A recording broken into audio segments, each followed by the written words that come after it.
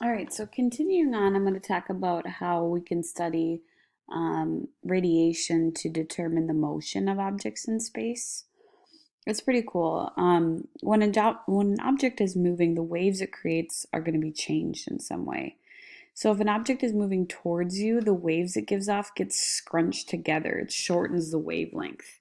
And so because it gets shorter, we call it a blue shift because of the visible light, blue or violet is actually the shorter of the wavelengths in terms of visible light. So it's called a blue shift if the waves get scrunched closer together. And again, that only happens if an object is moving towards you. If an object is moving away from you, the wavelengths get stretched out. And when you lengthen the wavelength, we call it a red shift because red is on the longer end of the spectrum. The faster an object is moving, the bigger that shift is. So we'd either see a dramatic or a slight red shift or blue shift.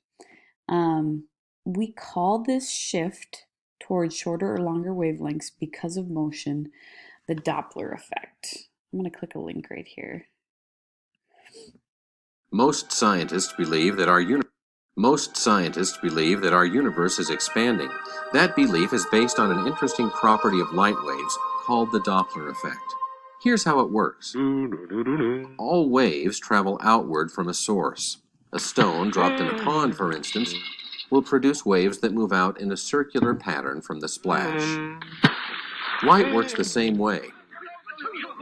When a camera flashes, light waves move out from the flash bulb. When the source of a wave is stationary, the waves can be thought to form circles radiating out from the source. But when the source is moving, something very interesting happens. The waves ahead of the moving source are bunched closer together. The waves trailing behind the moving source are spread out. We hear this effect when a moving car blows its horn as it passes us.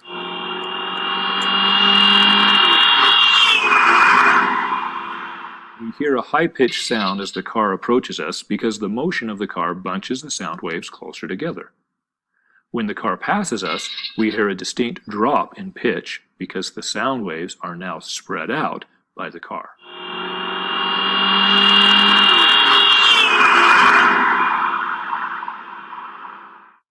Light waves show a similar shift. If a source of light, like a star or a galaxy, is moving toward us, the light waves are bunched together, and we see the light with a slight bluish tint. If the star or galaxy is moving away from us, the waves are stretched out, and we see a reddish shift in the color. Because all galaxies show a red shift in the color of their light, this is evidence that they're moving away from one another. So the red shift is evidence that our universe is expanding.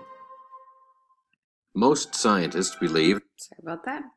Okay, so the thing you said at the end is really important, that we're observing a red shift across the board, indicating that things are constantly moving away from us at a rapid speed, which I'll talk about more in just a second here. What would that look like with the spectra we've been talking about? So let's say this is a spectrum that is just at rest. If something is moving towards us, we would observe that spectrum as shifted just a little bit towards the blue end. So notice all the same lines are there, they've just been kicked over towards the blue end. If it's moving away from us, it'll be kicked over towards the red side. Now, if this was a really dramatic speed, like if it's moving away from us really fast, we would see a larger shift. So maybe these lines would be more over here. But if it's just not a very impressive speed, you'd see kind of a slight shift like this. Skip that here for a second. This one is a good one. Okay, so this is a hydrogen spectrum. If we wanted to see an example of, a really dramatic shift, notice how, these lines are all here. They've just been kicked over, quite a ways in this direction.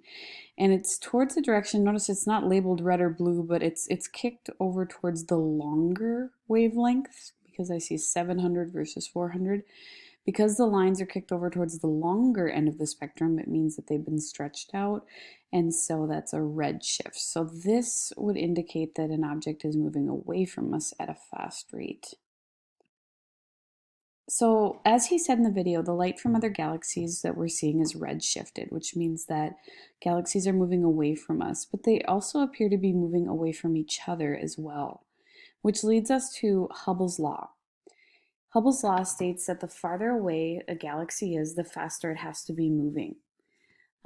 This is also evidence that the universe is expanding. So redshift and Hubble's law kind of work hand in hand in that. And, to explain that, a little analogy with rising bread dough kind of helps. So let's say you're making a loaf of bread, and initially you knead it together and you put it in the pan and it hasn't risen yet. There's little chocolate chips throughout this bread. If you measure the distance between A and B, A and C, you would get some measurements. So for example, let's say the distance from A to B is 7 centimeters and from A to C is 16.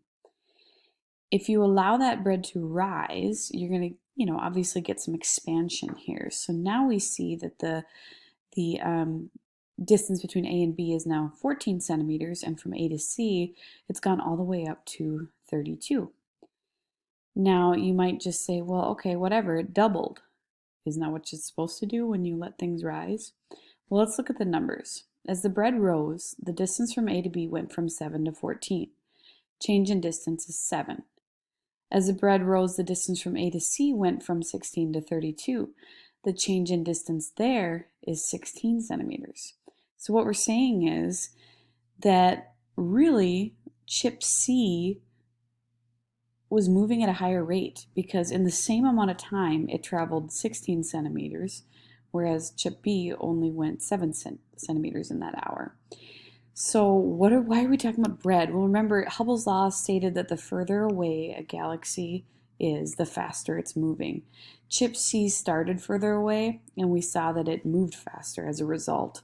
So it's kind of a nice analogy that explains how that can happen.